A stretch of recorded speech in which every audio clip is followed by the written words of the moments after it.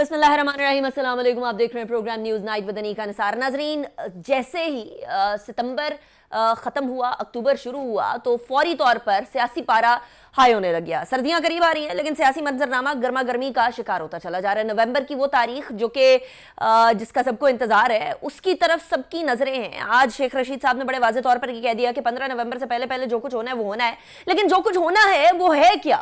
क्या लॉन्ग मार्च से हुकूमत तब्दील हो जाएगी? क्या लॉन्ग मार्च का इतना कोई स्ट्रेंथ होगी कि वो हुकूमत को गिराने में कामयाब हो जाए? पाकिस्तान की हिस्ट्री के अंदर हम लोगों ने कभी भी कोई भी लॉन्ग मार्च इस तरह की नहीं देखी कि जिसकी वजह से हुकूमत गिर सके, या कोई ऐसी लॉन्ग मार्च नहीं देखी कि जिसकी वजह से हुकूमत मुतजलजल होने से ज्यादा कुछ हो सके। एक लॉन्ग मार्च इमरान खान साहब ने पहले भी की थी, जो धरने में कन्वर्ट हुई, और धरने में कन्वर्ट होने के बाद तकरीबन 126 दिन के बाद भी हुकूमत गिराने में नाकाम रही। आखिरकार एपीएस सानेहा होने की वजह से वो धरना रैप अप करना पड़ा। इसके साथ साथ ही इमरान खान साहब ने ऑडियो लीक्स के ऊपर भी बहुत ज़्यादा बरहमी का इजहार किया है। उन्होंने पाकिस्तान की एजेंसीज के ऊपर सवाल उठा दिया। लेकिन खबर यह आई कि आज 2 नौजवान पकड़े गए हैं। इसकी तस्दीक भी हुकूमती ज़राए से हुई है कि वो लोग जो कि इन तमाम हैकिंग के अंदर इन्वॉल्व थे, वो 2 लोग पकड़े गए हैं। सहूलतकार कौन थे, उनकी तरफ जाने की कोशिश की जा रही है, जानने की कोशिश की जा रही है। ये सारा का सारा फियास्को अल्टीमेटली लीड इस तरफ करता है कि पाकिस्तान की सियासत किसी भी तरीके से अब भी मुस्तहकम होने के करीब नहीं है। अगर 1 साल ही ये हुकूमत चलती रही तो इस 1 साल के अंदर कितने उतार चढ़ाव और सियासी देखने होंगे इस हुकूमत को, ये एक अहम सवाल है। इसके साथ आज शहबाज शरीफ साहब ने थर्ड कोल पावर का दूसरा फेज जो है वो उसकी तकरीब के अंदर वो गए। बिलावल भुट्टो जरदारी साहब भी उधर ही मौजूद थे, और वहां शहबाज स्पीड की बात हुई, जिसके ऊपर बड़े खिलखिला कर शहबाज शरीफ साहब हंसे। हुकूमत कितना कुछ कर सकेगी 1 साल के अंदर, ये सवाल है। इसहाक डार साहब के आने के बाद से तकरीबन 20 रुपए से ज्यादा डॉलर की कदर के अंदर कमी आ चुकी है, और इकोनॉमी के इस्तेहकाम की तरफ जाने की कोशिश की जा रही है। लेकिन कोई भी बड़ी पॉलिसी शिफ्ट, कोई भी ऐसी चेंज नहीं की जा सकती इस हुकूमत की तरफ से, इसलिए क्योंकि ये हुकूमत अल्टीमेटली है सिर्फ 1 साल के लिए ही। एक और बड़ा इंटरेस्टिंग मामला आज जो हुआ है वो है कामरान टसोरी साहब का गवर्नर सिंध के तौर पर हलफ उठाना। ये एक ऐसी शख्सियत है जो कि इंतहाई कंट्रोवर्शियल है। रेलवे की अराजी के ऊपर कब्जा करके उसके ऊपर गैर कानूनी तामीरात करने का इनके ऊपर केस है।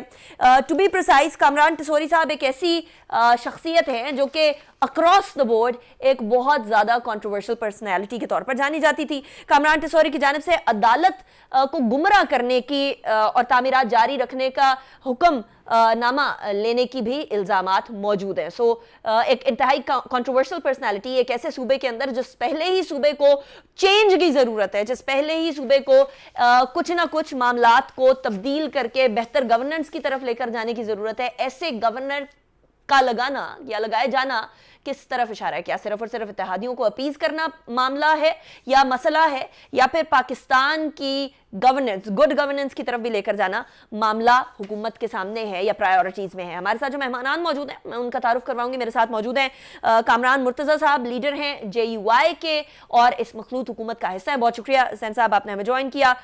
मुसर्रत जमशेद चीमा साहब हमारे साथ मौजूद हैं, पाकिस्तान तहरीक इंसाफ की रहनुमा है, पंजाब की बड़ी सरगर्म रहनुमा है। बहुत शुक्रिया, आपने ज्वाइन किया। ब्रिगेडियर हारिस नवाज साहब भी हमारे साथ मौजूद हैं, senior analyst. Thank you very much brigadier साहब for joining me in the show. सबसे पहले कामरान मुर्तजा साहब, आपकी तरफ ही आते हैं। एक तरफ इमरान खान साहब कह रहे हैं कि मैं लेकर आ रहा हूं लॉन्ग मार्च, और इस्लामाबाद के अंदर यकीनन अब की बार वैसा लॉन्ग मार्च लेकर आएंगे जिसका उनकी टीम को भी अभी पूरी प्लानिंग नहीं पता। खान ने सिर्फ अपने तक रखी हुई है, यानी अगर टीम को नहीं पता तो आप लोगों को भी नहीं पता होगा। लेकिन यार राना सनाउल्लाह साहब फरमा रहे हैं कि देखें जी, हम लोगों ने तो तैयारी पूरी की हुई है। उधर राना सनाउल्लाह साहब के खिलाफ एंटी करप्शन पंजाब वो भी सरगर्म है, और अब उनके खिलाफ जाने की अदालत के अंदर राना सनाउल्लाह साहब ने तैयारी पकड़ ली है। ये सारा मसला राना सनाउल्लाह साहब को साइड पे करके इस्लामाबाद आने तक का सफर आप देखते हैं मुमकिनात के अंदर से कि कुछ हो सकेगा, या लास्ट टाइम वाला हाल होगा? देखिए 25 तारीख वाला तो 25 मई वाला तो आपको याद होगा ना। 25 मई को किस बुरी तरह से नाकाम हुआ। इन्होंने दरख्तों को आग लगाई, 2-3 हजार से ज्यादा बंदा जो है ना वो इकट्ठा नहीं कर पाया, और वो भी सिर्फ 2 बंदे लेके आए थे। एक न्याजी साहब थे इनके, अपना शेरफगंज साहब के साहबजादे, और एक जो है ना वो अपना डेरा इस्माइल खान के कुंदी साहब नहीं, ये अपना ये जिनसे वो शहद वाली चीज पकड़ी गई थी। तो ये अली दो अमीन 2000 गंडापुर साहब, लेकिन I am sorry, I am cutting you short Sana साहब, 2-3 हजार तो नाइंसाफी होगी, 2-3 हजार से तो ज्यादा ही थे। आप बता दीजिए कितने थे? 2-3 हजार नहीं तो 3,500 होंगे। चले 500 बढ़ा लिया आपने, बढ़ा बड़ी लिया। मेहरबानी आपकी। चले एनीवे, इतने ही बंदे थे। मैं देख रहा था, मैं क्योंकि नजदीक था, तो आप शायद नजदीक नहीं आई मैं तो होंगी, डी मगर हम चौक लोग पे थी क्योंकि कामरान साहब, I was right there in the midst of it. बंदे थे। सच सच सच बताइए, 2-3 किसी का हजार लिहाज से तो ज्यादा ही थे कामरान साहब, ये तो अंडरस्टेटमेंट होगी। नहीं। कितने? 2-3 हजार से तो ज्यादा ही थे, ये तो मैं कह सकती हूँ। 1000 से ज्यादा थे ना, बस 2-3 हजार से 2-3 बंदे ज्यादा होंगे, बस इतना ही है ना। चले, दैट्स योर इससे पर्सपेक्टिव। ज्यादा नहीं। अच्छा, तो उसमें बात की है कि इसमें अब ये जो जी कामरान मुर्तज़ा साहब, आपकी ऑडियो नहीं आ रही, मैं आपकी तरफ वापस आती हूँ। मुसर्रत जमशेद चीमा साहबा, जी जी कामरान साहब, बात मुकम्मल कर लीजिएगा। कि जब लॉन्ग मार्च में लोगों को ये पता नहीं होगा उन्होंने कब आना है, किस किस वक्त आना है, कहाँ पे आना है, किस जगह पे इकट्ठा होना है, और ये सब कुछ सिर्फ इमरान खान साहब को पता होगा, तो क्या वो जिन्नात का लॉन्ग मार्च होगा? तो ये सबसे पहले प्रोग्राम देना होता है, जिलों को प्रोग्राम देना होता है, जिलों से नीचे जाके यूनिट्स तक जो है ये प्रोग्राम देना होता है, और उसके बाद जो है लोग इकट्ठे होते हैं।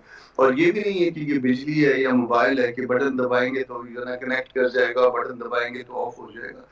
ये आपको मतलब उन लोगों ने निकलने के लिए घरों में प्लानिंग करनी होती है। किसी को पैसे चाहिए होते हैं, किसी को जो है घर से जो है कोई और मसाइल होते हैं, तो वो भी कोई 5-7 दिन 10 दिन पहले जो है ना वो लोगों को एतमाद में लिया जाता है।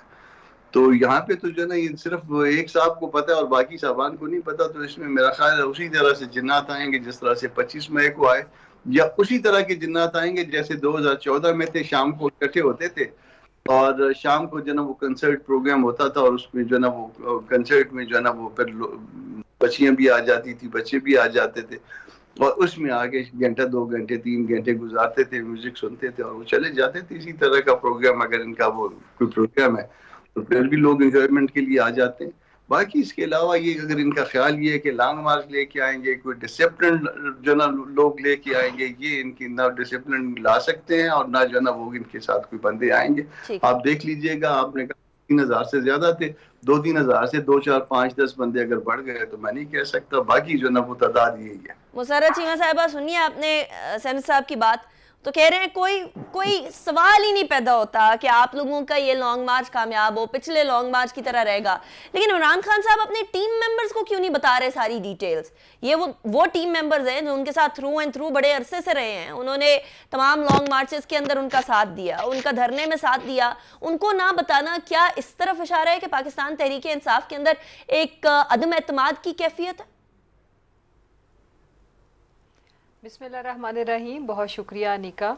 अनिका, आपके सवाल की तरफ आने से पहले मैं अपने भाई कामरान को थोड़ा सा जवाब देना चाहूँगी कि इनका चूँकि अपना एक्सपीरियंस है, JUIF हमेशा ही मदरसे के बच्चों को ले आती है और वो बच्चे दे आर बाउंड कि वो इनके मदरसों के अंदर वो एक कैदो बंद की कैफियत ही होती है ना, जहाँ कहीं ना बाहर आना ना जाना। तो फन ट्रिप उन बच्चों का ज़रूर होता है। वो हमने मनाजिर देखे झूलों के ऊपर भी, और जो परेड के मनाजिर थे वो सारा पाकिस्तान के बाशऊर सिटीजन्स, जिसमें बिल्कुल बच्चे बच्चियाँ, यूथ ही तो इस मुल्क की रीढ़ की हड्डी है। यूथ के बगैर आपका मुल्क क्या है? तो यूथ ही जो है वो, प्लस हमारे अल्हम्दुलिल्लाह हर एज ग्रुप के लोग, तकरीबन आपके जो 22 करोड़ लोग हैं सिवाय इस टोले के, वो इस वक्त पाकिस्तान के साथ खड़े हैं, अपने बच्चों के बेहतर मुस्तकबिल के साथ खड़े हैं, अपने आप के साथ खड़े हैं, इस मुल्क को बचाने के लिए खड़े हैं, जिसमें औरतों की कसीर तादाद। और वो आपने ट्रेलर अगर इन्होंने नहीं देखे तो ये और भी खूबसूरत और अच्छी बात है अनिका। अगर ये इस चीज़ को समझ नहीं रहे, इसकी सीरियसनेस को, तो ये तो इनके लिए तो खुशी की बात है, तो है हमारे लिए ये उससे भी बड़ी कामयाबी की बात है। देखें, एक ट्वीट के ऊपर अनिका बारहा, सैकड़ों दफ़ा अब तो हम कह सकते हैं आसानी के साथ कि एक ट्वीट के ऊपर, एक खान साहब की कॉल के ऊपर, जहां पे वो खुद उनकी प्रेजेंस नहीं भी थी, तो लोग लाखों की तादाद में जमा हुए। कुल मिला के पूरी पाकिस्तान में एक एक दिन करोड़ों का मजमा जमा होता रहा। वो और जब इनकी अरेस्ट करने की इन्होंने अटेम्प्ट्स की, उस वक्त तो पार्टी की तरफ से, खान साहब की तरफ से कॉल भी नहीं आई, तो लोग जिस तरह से निकले, वो मीडिया से तो छुपा हुआ नहीं है। ये अगर देखना नहीं चाहते तो ये हमारी कामयाबी है। हमें और एक और इंटरेस्टिंग चीज कि अगर इनको लगता है कि ये कोई क्राउड प्रॉपर नहीं होएगा, ये एक बकौल इसके ये जिसको ये नाकामी का दर्जा दे रहे हैं, तो फिर ये पूरे मुल्क से कंटेनर का बाजार क्यों लगा दिया गया है? पूरी सिंध जो है वो एक ड्राई पोर्ट की शक्ल क्यों इख्तियार कर गया हुआ है? इसके पीछे क्या मुहर्रकात हैं? क्यों करोड़ों अरबों रुपए लगा के आप लोग शेल्स खरीद रहे हैं? कभी वो जो एक हवास बाख्ता इंटीरियर मिनिस्टर है उससे आप बड़ी फजूल किस्म की इंटीरियर मिनिस्टर की बात करनी है मुशर्रफ साहिबा, आपने राना सनाउल्लाह साहब की बात कर ही दिया, आप लोग उनकी गिरफ्तारी के पीछे क्यों पड़े हुए हैं? आप वो खान साहब तो कह रहे हैं वो उल्टे भी लटक जाएं तो नहीं रोक सकते, तो उनको गिरफ्तार क्यों करना चाह रहे हैं? देखिए मेरी बात सुने ना, बात यह है कि गिरफ्तार हर उस शख्स को किया जाएगा जिसने कानून तोड़ा है। और अगर हम ये कहें कि ये तारीख का वो बदतरीन दौर है कि जिसमें हुकूमत वक्त में माशाल्लाह कोई क्रिमिनल्स की कमी नहीं है, और ज़बरदस्त कौम को मुबारक हो कि ये जो इख्तियार हमारे ये ताकतवर तरीन लोग हैं, उन्होंने आज वो जो टेसोरी साहब को अपॉइंट किया है गवर्नर सिंध, तो वो अपनी रवायत पे कायम है कि the most wanted the criminal one या मुतनाज़ शख्सियात का अंबार लगा हुआ है, जो एक दिन के वक्त एक वक्त कोर्ट कचहरियां भुगत रहे होते हैं और दूसरे वक्त वो आके वानों में बैठे होते हैं। तो ये भी पाकिस्तान दुनिया का मिसाली मुल्क बन चुका है इस वक्त, जहां पे जिसका सीवी क्राइम के अंदर जितना स्ट्रांग है वो उतने बड़े मुझे वो वाले सवाल का जवाब भी दे जाता है, चूज किया जाता है। खान साहब टीम मेंबर्स को क्यों नहीं बता रहे? क्या ऐसी चीज है जो टीम मेंबर्स के ऊपर एतमाद नहीं? जी मैं अनिका ऐसा हरगिज नहीं है। अगर हम अपनी सक्सेस स्टोरी बताएं तो अल्हम्दुलिल्लाह पाकिस्तान की वाहिद एक सियासी जमात है जो पुरानी तमाम सियासी जमात जो एक दूसरे के दुश्मन थे, दस्तों गिरेबां थे, वो भी इकट्ठे हो गए, हमारा कुछ नहीं बिगाड़ सके। तो ये टीम वर्क की वजह से ही मुमकिन हुआ है। जहां तक दूसरी रहेगी बात, मुझे ये बताएं कि बंदे तो लोगों ने लाने हैं, पार्टी ने लाने हैं, अगर ये आपस में एतमाद ना हो तो हमारा ये सक्सेसफुल कैसे होएगा? खान साहब क्यों कह रहे हैं ऐसा? हरगिज नहीं है। एक चीज जो खान साहब ने, सुन तो लो ना यार, खान साहब ने सिर्फ एक चीज अपने उसमें सीक्रेट कह लें, बिल्कुल है इख्तियार में रखी हुई है, मौका डेट वो क्या होगी वो। उससे पहले हमारी तैयारियों में एक और आपकी तवज्जो से इनकी गोश गुजार करती जाऊं कि जरा ये अपना जो भी जोरे बाजू है तैयारी रखें, किसी मोमेंट, शायद अभी शायद कल, जिस वक्त खान साहब की कॉल आएगी, हमारी तैयारी इस दफा वाकई इस तरह की है कि ये इसको जो जिन्नात समझे, जो मर्जी समझे, विद इन नो टाइम इस वक्त हम ये कैपेसिटी रखते हैं कि इस मुल्क के जिस कोने में खान साहब कहेंगे इनको उस वक्त पता चलेगा। ये सरप्राइज हमारा यही है कि फिर हम इनको सरप्राइज देंगे कि जिस कोने में, जिस खित्ते में, जिस जगह पे सिर्फ एक ट्वीट करना है उन्होंने कि इतने बजे पहुंचे, और हम कर लेंगे जो हमें करना है। तो फिर मुझे जरा ब्रिगेडियर साहब को भी शामिल करके सो जाए कि अगर इनको लगता है कि आप सोने देंगे, आप लोग तो बार-बार उनके ऊपर केसेस किए चले जा रहे हैं, एतमाद का फुकदान है। चले मुझे ब्रिगेडियर साहब को भी जरा शामिल गुफ्तगू करने दें। ब्रिगेडियर साहब, very quickly before I go on the break, यहाँ बहुत क्लियर डिवीजन हम लोगों को नजर आ रही थी, आ रही है, और अब मजीद चलती चली जा रही है। अभी थोड़ी देर पहले कामरान टेसोरी साहब के बारे में बात की मुसर्रत चीमा साहिबा ने, मैंने इब्तदाई में भी बात की थी, उसके बाद करेंगे हम एंड वाले सेगमेंट के अंदर। लेकिन इस वक्त इमरान खान साहब को शेख रशीद साहब भी बार बार कह रहे हैं कि अब डिले करने का टाइम नहीं है, जो फैसला होना चाहिए 15 नवंबर से पहले पहले हो जाएगा, उसके बाद कोई चांस ही नहीं है किसी तरह का डिले करने का। अब ये जो शेख साहब की बात है आज खान साहब के बारे में, क्या आपको लगता है कि खान साहब का कोई डिले करने का इरादा है, और अगर है तो क्यों? कोई बातचीत, कोई पीछे बैकडोर डिप्लोमेसी कुछ चल रहा है? देखें अनिका, बड़ी क्लियर बात है, अगर वो डिले कर रहे हैं और प्रेशर भी डेवलप कर रहे हैं, अभी भी उन्होंने दोबारा 4-5-6 जलसे और अनाउंस किए हैं, mean he is trying to give a chance to peace, कि हो सकता है कि कोई इसमें कॉन्स्टिट्यूशन अपॉइंटमेंट जो आपकी हैं, जिसमें चीफ जस्टिस हैं, चेयरमैन सेनेट हैं, प्रेसिडेंट हैं, even to an extend establishment कहीं ना कहीं को इंटरवीन करे, बिकॉज ये इस वक्त मुल्क में सियासी गैर इस्तेकाम जो है, ये वी कांट अफोर्ड इट। तो इंटरवेंशन का कौन सा अभी तक कोई फायदा हो गया ब्रिगेडियर साहब? और इंटरवेंशन टू व्हाट? वो तो कह चुके हैं कि मैंने सारी जमातों के साथ नहीं बैठना है, तो फिर इंटरवेंशन फॉर व्हाट? देखें, एक दफ़ा चांस देना चाहिए, बल्कि मैं तो कहूँगा ये हुकूमत की बड़ी नाकामी है कि हुकूमत को एक कॉल नेशनल डायलॉग की देनी चाहिए। हुकूमत का काम होता है सिचुएशन को डिफ्यूज़ करना, मुल्क में नॉर्मलाइज करना सिचुएशन को। इसलिए उनका फर्ज है कि डायलॉग दें। आगे इमरान खान तब आते हैं नहीं आते हैं, ये उनकी सवाबदीद है, और उस पे ही जो है lower moral ground comparing with the government जो कहेगी कि हमने इनको कॉल किया और ये नहीं, और उसमें ये कहना चाहिए कि आप आए, हम इलेक्शन की बात करेंगे, मैशत की बात करेंगे, सियासत की बात करेंगे, तमाम चीजों की बात करेंगे, ठीक, ताकि लेट्स गिव अ चांस। और उसके बाद नहीं आते या जब बैठ जाते हैं, अगर हो सकता है आ जाए, तो कहीं ना कहीं आइस मेल्ट होती है, जब आप बैठते हैं कोई हाल निकाल लेते हैं। अदरवाइज ये मुल्क को देखते हुए मैंने किसी पॉलिटिशियन को नहीं सुना कि वो ये कह रहा हो कि वाकई इस वक्त मुज़ाकरात की ज़रूरत है। ये कोई आंसर नहीं है कि आप कहें जी मैं तो इस्लामाबाद जा रहा हूँ, नाना सनाउल्लाह कह रहे हैं जी मैंने ड्रोन तैयार कर लिए हैं, मैंने ये तैयार कर लिया है, ये इंडियन नहीं तो ब्रिगेडियर साहब पहले नेशनल चार्टर ऑफ इकोनॉमी की बात कर रहे थे, वो पहले वो चार्टर ऑफ डेमोक्रेसी था, अब चार्टर ऑफ इकोनॉमी की बात की जब उस टाइम पे as a leader of opposition Shahbaz Sharif साहब ने, तब भी उसका कोई मस्बत जवाब नहीं आया। अब जब प्राइम मिनिस्टर बने तब ये बात की, तब भी उसका कोई मस्बत जवाब नहीं आया। तो अब बातचीत करने की बार बार वो कैसे पेशकश कर सकते हैं? हुकूमत ने भी तो अपनी ईगो दिखानी है, तो वॉर ऑफ ईगोज चल रही है अनफॉर्चुनेटली। अनिका देखें, जब वो चार्टर ऑफ डेमोक्रेसी की बात थी उस वक्त Shahbaz Sharif was opposition leader and he was in the government, now he is in the government. Initiative हुकूमत के पास है। ठीक है, क्या हुकूमत चाहती है कि और सियासी हालात खराब हो जाएं? सही हो गया। या हुकूमत चाहती है कि हालात को खा लो? That is what matter. मौशी की अपने स्टेट दिए कि आए जी हम चार्टर ऑफ जो इसकी बात करते हैं, इकोनॉमी की बात करते हैं, ही हैज टू से all let's sit down and discuss openly everything. चलें ब्रिगेड साहब, मुझे ब्रेक की तरफ जाने थे, ब्रेक के बाद वापस आते हैं, उसके बाद फिर डिस्कशन को कंटिन्यू करेंगे। बिलखुसूस बात करेंगे एक इंशाल्लाह की। कौन सा इंशाल्लाह? ब्रेक के बाद।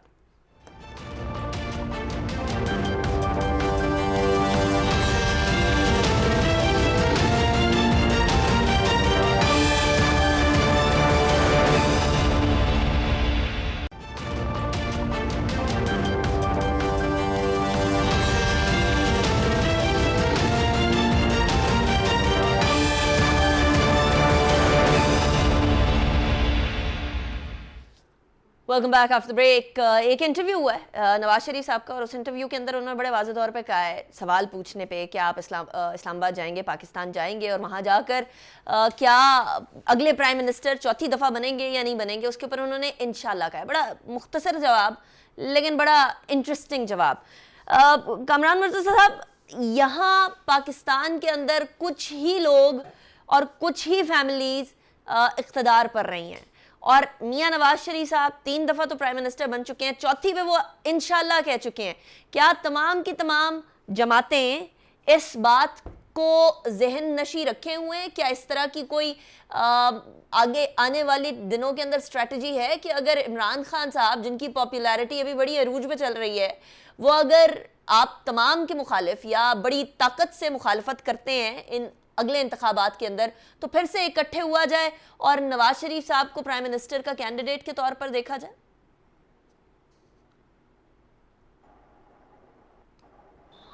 नवाज शरीफ साहब अब इस वक्त तो लीगली जो है, इस वक्त तो उनके लिए हर्डल है, वो क्रॉस करना जरूरी है।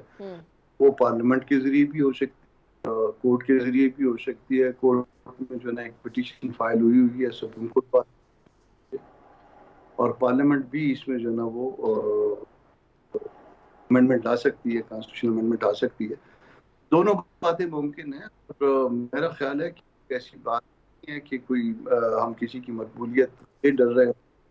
आप ये देखेंगे कि ये मजीद चंद दिन गुजरेंगे तो मकबूलियत जो ना कहाँ पे हवा हो जाएगी। जिनकी मकबूलियत से हमें डराया जा रहा है, अब वो आप वही 25 वाला हाल होगा। उसके बाद 6 दिन का वो था कि जी 6 दिन में जो ना वो ला रहे हैं, उसके बाद जो ना 6 दिन में मैं वापस आऊंगा। 6 दिन वो कहाँ गए, अब तो 6 महीने होने को आ रहे हैं। तो वो ये ना लॉन्ग मार्च आएगा, ना ये ला सकते हैं, ना इनकी मकबूलियत होगी, ना इनकी जो है ना वो इतनी सीटें भी मेंटेन कर पाएंगे जितनी इन्होंने इस वक्त ले ली थी। अब इनकी वो नैपी बदलने वाला भी शायद कोई नहीं रहा, और उनको कदा देने वाला भी। जिन्होंने ये बात की थी वो उनके साथ खड़े हैं। लेकिन कामरान साहब, अच्छा मुझे एक और क्विकली बात बता दीजिएगा, आपने बड़े इंटरेस्टिंग पॉइंट रेज किया है, लीगल पॉइंट रेज किया है कि there is a way through courts, और वो 5 रुकनी बेंच था जिन्होंने नवाज शरीफ साहब को नाअहल किया। तो ये जो बेंच, अगर कोई बेंच इसको तब्दील कर सके मामले को, उस बेंच को कितना बड़ा होना चाहिए, उसकी जो तश्कील है वो कितने मेंबरान होने चाहिए, बेंच के अंदर जज साहिबान होने चाहिए। और आपने दूसरा वाला जो बात की है पार्लियामेंट के थ्रू इसको तब्दील करें, तो उसके लिए तो 2/3 अक्सरियत की जरूरत होगी। 2/3 अक्सरियत क्या हुकूमत के पास होगी इस तरह की कोई कॉन्स्टिट्यूशनल अमेंडमेंट के लिए? कॉन्स्टिट्यूशनल अमेंडमेंट और इसमें एक व्यू और भी है, इसमें ये है कि उसमें शायद कोई आम एनेक्टमेंट भी शायद वो इसको किया जा सकता है। वो अभी मैं उसके साथ इत्तेफाक नहीं करना, मगर कुछ दोस्तों का व्यू ये है कि आम एनेक्टमेंट से भी हो सकता है, किसी एक्ट से भी जो है ना ये मुमकिन है। मगर 7 मेंबर बेंच जो है वो किसी वक्त भी जो है ना अपना व्यू चेंज कर सकता है। इसको फर्ज कर लीजिए कि वाडा साहब वाली जो है ना वो जजमेंट है और उसमें वो कह दें कि जी नहीं, ये वो जजमेंट को हम रिविजिट करते हैं, हम उस व्यू से इत्तेफाक नहीं करते जो 5 मेंबर्स जजेस का व्यू था, क्योंकि लाइफ टाइम जो है ना वो कहीं पे भी नहीं है। Correct me if I am wrong Kamran साहब, correct me if I am wrong, Vawda साहब की बारी में 3 रुकनी बेंच है ना? हाँ, नहीं, फर्ज कर लीजिए कि बड़ा बेंच बन जाए, फर्ज कर लीजिए कि बड़ा बेंच बन जाए और इसमें कह दे कि ये तो मुमकिनात में है ना कि बड़ा बेंच बन जाए, कहीं पे जो ना ये फील किया जाए ये लाइफ टाइम जो है वो डिस्क्वालिफिकेशन ये मुनासिब नहीं है और इसको हम रिविजिट करते हैं, तो रिविजिट करने का जो नतीजा होगा उसका बेनिफिट वाडा साहब को भी मिलेगा, उसका तरीन साहब को भी जो है ना बेनिफिट मिलेगा और सिमिलरली जो है वो इसका बेनिफिट जो है वो नवाज शरीफ साहब को भी मिल सकता है। ठीक है कि बात इम्कानात में हर चीज जो है ना मुमकिन हुआ करती है। Politics is basically a game of possibilities. Musarrat Jamshed Cheema साहिबा, ऐसी सूरत हाल में अगर नवाज शरीफ साहब की वापसी होती है तो इंतखाबात जल्दी कराना ज्यादा बेहतर होगा? आप लोगों की वो जल्दी कराने वाले इंतखाबात वाले डिमांड तो अब तक नहीं मानी जा रही है और शेख रशीद साहब को ज्यादा जल्दी पड़ी हुई, वो कह रहे हैं कि 15 नवंबर से पहले 18 नवंबर तक भी नहीं जाना, 16 नवंबर तक भी नहीं जाना, 17 नवंबर तक भी नहीं जाना, 15 नवंबर से पहले जो होना चाहिए वो होना चाहिए। 15 नवंबर के बाद क्या मसला हो जाएगा चीमा साहब? अनीका, वो प्रॉब्लम आपको भी पता है, पूरी कौम को भी पता है और अल्लाह करे कि इस तरह के मसले जो नाकर्दा गुनाहों की सज़ा 22 करोड़ का जो मुल्क है उसको उठानी पड़ती है, तो इसके लिए कोई इस मुल्क के जो ऐवानों में बैठे हुए लोग हैं, सारी पार्टियों के लोग हैं मिलके और इदारे को, पाकिस्तान के जितने भी स्टेक होल्डर्स हैं वो साथ बैठ के, तो इसके लिए वंस फॉर ऑल कोई आगे पॉलिसी, कोई डिसीजन, कोई लेजिस्लेशन, कोई चीज़ आए। सुप्रीम कोर्ट के अंदर भी जो एक तरीकाकार है कि जो सीनियर मोस्ट होता है वो चीफ जस्टिस बन जाते हैं, कानों कान किसी को ख़बर नहीं होती। यहाँ पे क्या होता है कि हर तीसरे साल या जब भी ये मामला उठता है तो पूरे मुल्क का निज़ाम दरम बरम हो जाता है, गवर्नमेंट्स डीरेल हो जाती हैं, कोई आ जाता है, कोई चला जाता है। ये सिलसिला ख़त्म होना चाहिए। इसकी कॉस्ट आपका मुल्क पे करता है, 22 करोड़ आवाम पे करते हैं और हमारी इकोनॉमी का जो हशर सवा सत्यानाश हुआ है वो ये इसी तरह के तजर्बात की वजह से हुआ है। जहाँ तक रहेगी दूसरी बात, अच्छा सुन लेना जी, अच्छा सुन ले, 70 सालों में नहीं हुई, 3 साल में हम क्या कर लेते हैं? हमने जब जरूरत महसूस की तो जो कुछ हमारे साथ हुआ है वो आपको भी पता है। सुन लेना जी, सुन ले अनीका, नहीं ला सके ना, यही वजह है कि आज हम बाहर हैं। जो इम्पोर्टेंट चीज़ है अनीका वो ये कि इस मुल्क के जितने मसाइल अब आ गए हैं हमारे सर के ऊपर, एक ही हल है, पॉलिटिकल स्टेबिलिटी। इकोनॉमी कभी भी किसी डार, किसी माशाल्लाह से तिलिस्माती बंदों से, लोगों के चेहरों से, यानी ये कोई एक बंदा आ जाएगा तो उसके आने से इकोनॉमी ने ठीक हो जाना? आप मुझे खुद बताएं।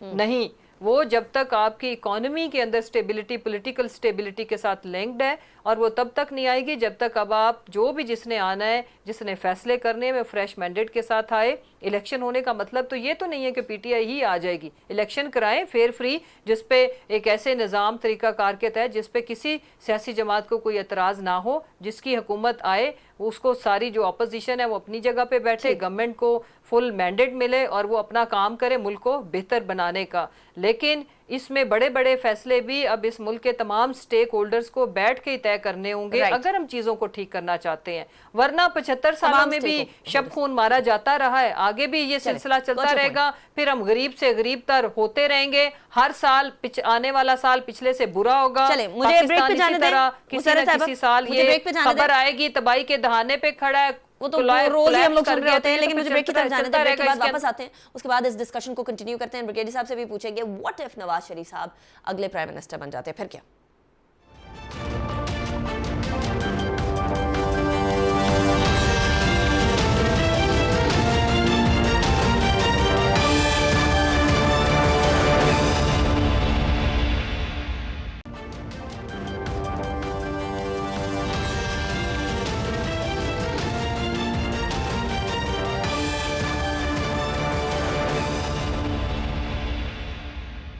Welcome back after break. Break पे जाने से पहले हम बात कर रहे थे नवाज शरीफ साहब अगर प्राइम मिनिस्टर बन ही जाते हैं ब्रिगेडियर साहब, देन व्हाट? देखें, अगर वो आते हैं, कोर्ट से क्लियर होते हैं और पार्लियामेंट में एक नया कानून बनता है कि जिसमें चौथा साल प्राइम मिनिस्टर को, देन अवाम की मर्जी है, अवाम मैंडेट। मैं तो कहता हूँ कि प्ले लेवल फील्ड दे दें सबको, लेट देम कम, शौक पूरा कर लें और पता चल जाएगा कि अवाम किसको पसंद करते हैं, ज़्यादा बेहतर है, ताकि कल को कोई ये ना कहे कि हमें मौका नहीं मिला पीपल्स पार्टी को। लेकिन एक बात आई स्टिल फील कि मुल्क में 3 मेजर पार्टीज हैं, they should fight independent elections, they must have their party को अपने लेकर आए आगे, कोशिश करें। अगर 11 जमातें मिलके, बहुत बड़ा तीर नहीं है। आई थिंक PMLN और पीपल्स पार्टी 2 मेजर पार्टीज हैं और ये हमेशा कॉन्टेस्ट करती हैं। फर्स्ट टाइम है कि मुल्क में 3 पार्टियां बनेंगी, बहुत अच्छी बात है। लेकिन ये नहीं होना चाहिए कि आप सारे मिल जाएं और फिर वो जमहूरियत नहीं रहती है। वो तो उनकी मर्जी है ना ब्रिगेडियर साहब, वो अगर मिलकर इलेक्शन लड़ना चाहें तो वो उनकी मर्जी है, ये तो सियासत के अंदर अलाउड है। ये मर्जी है, लेकिन आप देखेंगे कि इलेक्शन से पहले मुझे नहीं लगता कि पीपल्स पार्टी कभी आएगी। Peoples Party too want to have a strong hold in Punjab, वो इसीलिए इलेक्शन डिले चाह रहे थे, वो नहीं मान रहे थे। वो चाहते हैं सेंट्रल पंजाब से 10-15 सीटें निकालें, सदरन पंजाब में उनके पास सीटें हैं, कुछ KPK में भी हैं, सिंध में बहुत स्ट्रांग हैं, ठीक, बलोचिस्तान में भी है, तो they why should they go on the back seat? They would like. अभी लास्ट टॉपिक की तरफ बढ़ते हैं ब्रिगेड साहब, आपसे ही आगाज करती हूँ। कामरान टिसौरी साहब, जिस सिटी में आप बैठे हैं, जिस शहर में आप बैठे हैं, उस सूबे के जो है वो गवर्नर बन गए। देखें, बात यह है कि ये कमजोरी है MQM की। जब आपकी वीकनेसेस हो, आपकी पीछे बैगेज हो, आप जिन गवर्नर्स के नाम भेजें के लिए उन सब के पीछे बहुत बड़ी स्ट्रिंग्स लगी हों और उनके पीछे काफ़ी बैगेज भी हो, तो फिर यही होता है। इसलिए MQM कमज़ोर होती जा रही है। They have to do something extra. Right. Kamran Murtaza साहब, कामरान टिसौरी साहब तो बड़े कंट्रोवर्शियल पर्सनालिटी है, ये हुकूमत को और कोई नहीं मिला? देखिए, हुकूमत को और उस सूरत में मिलता कि जब किसी एक पार्टी तो आप उसको कहते कि उस हुकूमत से, उस पार्टी के 2-3 पार्टियों की हुकूमत होती, तो वो उसमें फिर ये मुमकिन होता कि वो उसमें जो है ना कोई अपनी पसंद की चॉइस होती। ये चॉइस थी MQM के पास। MQM के पास जो ना वो पहले 5 नाम जो है वो सदर साहब ने और एस्टैब्लिशमेंट ने मेरा ख्याल रिजेक्ट कर दिए। 5 नाम जो है ना वो एटलीस्ट जो है ना वो मैं कर रही हूँ वॉल्यूम जी, 5 नाम रिजेक्ट हो गए थे कामरान मुर्तज़ा साहब जी। एटलीस्ट जो ना रिजेक्ट हुए MQM के, और वो रिजेक्ट करने वालों में जाहिर है गवर्नर का होता है, उसमें एस्टैब्लिशमेंट भी मैटर करती है, सदर साहब भी मैटर करते हैं। तो फिर उनके पास भी जो है ना शायद मुमकिन है कि इसके बाद जो है ना कोई ऑप्शन नहीं हुआ होगा कि वो कामरान साहब का नाम आया, कामरान टिसौरी साहब का। तो कामरान टिसौरी साहब का नाम आया, कुछ सोच समझ के नाम दिया होगा, मैं जाती तौर पे तो उसको नहीं जानता हूँ। बहरहाल मुमकिन है कि वो अच्छा परफॉर्म कर सके, और अगर अच्छा परफॉर्म नहीं करेगा तो फिर MQM के लिए बैगेज होगा, ये हुकूमत के लिए भी बैगेज होगा, मगर उसमें इंतजार करना चाहिए। आज उन्होंने ओथ लिया है, मुमकिन है कि वो ऐसे काम करें कि दस्तूर जो है ना उसके मुताबिकत में चले, कि लोग जो है ना उनकी मिसाल दिया करें। अल्लाह करे ऐसा ही हो, अल्लाह करे ऐसा ही हो। वैसे तो उन्होंने दस्तूर तोड़ा था, वो रेलवे की अराजी के ऊपर कामरान टिसौरी साहब ने जो गैर कानूनी तामीरात की थी, लेकिन मुसर्रत चीमा साहब ये जाहिर है अप्रूवल तो गया है सदर साहब की तरफ से, सदर साहब ने भी अप्रूव कर दिया। What is going on? नहीं देखें, अगर वो नहीं करते तो फिर इन्होंने कहना था जी ये देखें ये आईनी तकाजे नहीं पूरे हो रहे। लेकिन एक चीज़ की कौम को मुबारकबाद कि ये जो ताकतवर हल्के इन्होंने अपना रिकॉर्ड ख़राब होने से बहरहाल बचा लिया है कि अपने जैसा बंदा ही लगाया है। और ये तारीख का वही मैंने कहा कि अफसोसनाक तरीन लम्हात कहें कि भाई एक बंदा जो कोई सीक्रेट कुछ भी नहीं है, open and shut criminal story है, पूरी एक हिस्ट्री है उनकी अंडरवर्ल्ड के, आपने पकड़ पकड़ के डॉन अगर आप लगाएंगे इतने बड़े आईनी ओहदे को, वफाक की तरफ से किसी भी सूबे के लिए सबसे बड़ा आईनी ओहदा, उसके लिए आपको कामरान ही मिला था। क्या इन 11 जमातों के पास क्रिमिनल्स के अलावा और कोई बंदा नहीं है ओहदे के लिए? यही वाली बात जरा मैं अबू बकर साहब की जितना तरफ से मैं इसकी मजम्मत करूं वो उतना ही कम है। मैं जरा एमक्यूएम के रहनुमा अबू बकर साहब भी हमारे साथ मौजूद हैं। अबू बकर साहब बहुत शुक्रिया आपने ज्वाइन किया।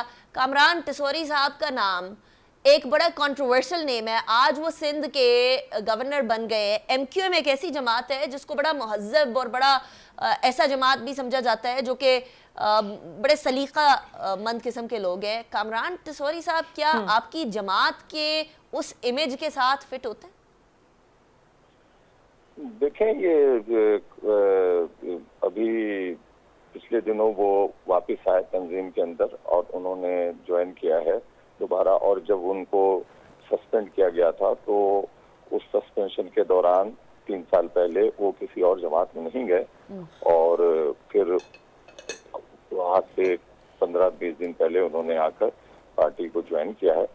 तो हमारे यहाँ तंजीम में सस्पेंड होते रहते हैं लोग और यहाँ पे ज्वाइन करते रहते हैं। तो उन्होंने ज्वाइनिंग की है और उसके बाद अभी गवर्नर के लिए पहले भी हमने नाम दिए गए थे, बावजूद वो नाम नहीं फाइनल हो सके तो फिर उसके बाद 2 और मजीद नाम दिए गए, जिसमें एक हमारे डिप्टी कन्वीनर है अब्दुल वसीम, उनका भी नाम दिया गया था और एक ये नाम था। तो ये नाम पर एमक्यूएम के अंदर इस नाम पे ये जो अब गवर्नर बने हैं कामरान टिसोरी साहब, क्या जनरल क्या एहसासात पाए जाते हैं, नॉट तंजीमी लेवल के ऊपर, ऑब्वियसली तंजीम ने तो नाम दिया है, लेकिन वर्कर लेवल के ऊपर?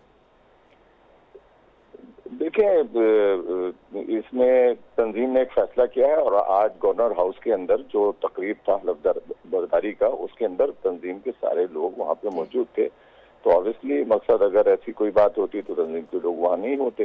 तो अगर तंजीम के सारे स्ट्रक्चर के लोग हमारे वहाँ गए हैं, हमारे MPs वगैरह गए हैं, हमारे तंजीम के जो जिम्मेदारान हैं वो वहाँ मौजूद हैं, तो इसका मकसद ये है कि तंजीम ने नाम दिया और फिर वो वहाँ पे गए भी। अदरवाइज ये कि ये तो चलिए, मतलब तंजीम तो सपोर्ट कर रही है, वर्कर सपोर्ट कर रहे हैं, नहीं कर रहा। और कामरान टिसोरी साहब कैसा परफॉर्म करेंगे एज ए गवर्नर सिंध, ये आने वाला वक्त बताएगा। अबू बकर साहब बहुत शुक्रिया, मुसर्रत जमशेद चीमा साहिबा, कामरान मुर्तज़ा साहब, ब्रिगेडियर हारिस नवाज साहब, thank you very much for joining me in the show.